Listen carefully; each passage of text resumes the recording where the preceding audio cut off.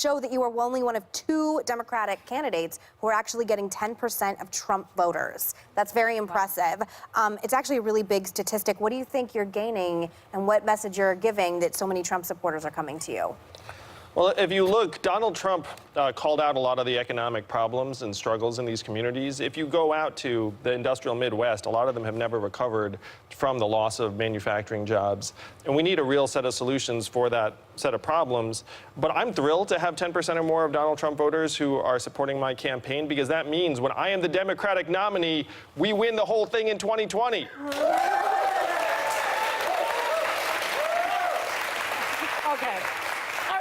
Okay. So Nancy Pelosi has started, the impeachment inquiry, and you didn't think it was a good idea. Why not?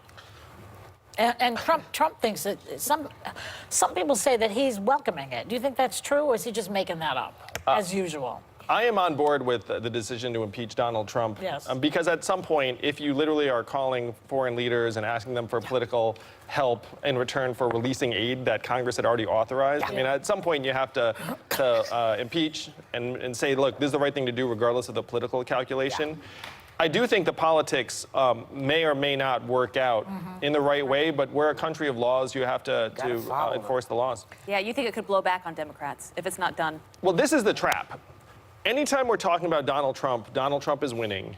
And Democrats need an affirmative vision that people are just as excited about. Like, if the Democratic message is Donald Trump bad, impeach Donald Trump, then we're actually increasing the chances of him getting a second term. All right, well, let's talk about one of your policies, because it's one of them that I love is very near and dear to your heart.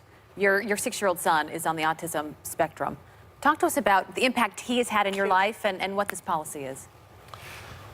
Well, when my wife and I realized that he was autistic, it was actually a huge relief because we were first-time parents and we were struggling and we didn't know what was normal, what wasn't normal. I mean, we obviously are thrilled about our son and we're getting him the resources that are allowing him to thrive. But when I looked around the country, I mean, my wife and I are in a very fortunate position. There are 2 of us, and I thought about single moms whom I've met on the trail who have autistic children who grow to be autistic adults. And what message I have for the American people is that atypical is the new normal. When we all have someone in our family or circle that is neurologically atypical, and we need to build schools and systems that accommodate them at every stage. What do you mean you were relieved? I didn't get that. What were you relieved about?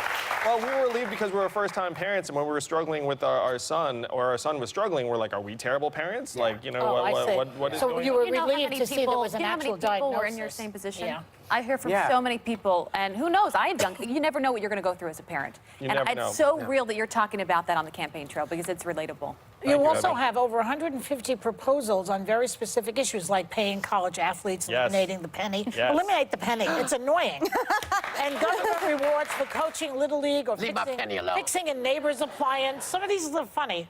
Are these the most pressing issues, do you think?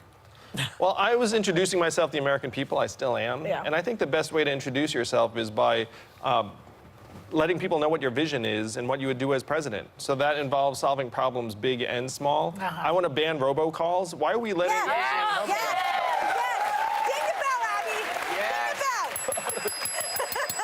I think these are real problems, and so if we have solutions at the ready, we should be talking about them.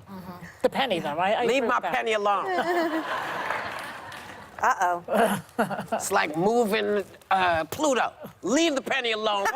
Shouldn't have moved Pluto. I didn't know you were so attached to the penny. I'm very attached to the penny because the penny was how I learned how to count. Oh, yeah. I know. Well, so I am attached to it. But now that you know. I'm still not good. So we have 45 seconds. Oh.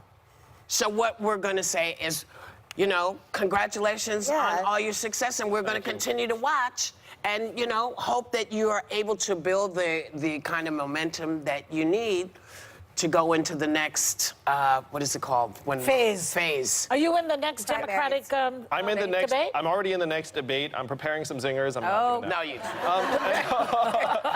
And then the next debate, too, it looks like we're going to qualify as well. I'm glad. Thank you, Anne Yang. We will be right back.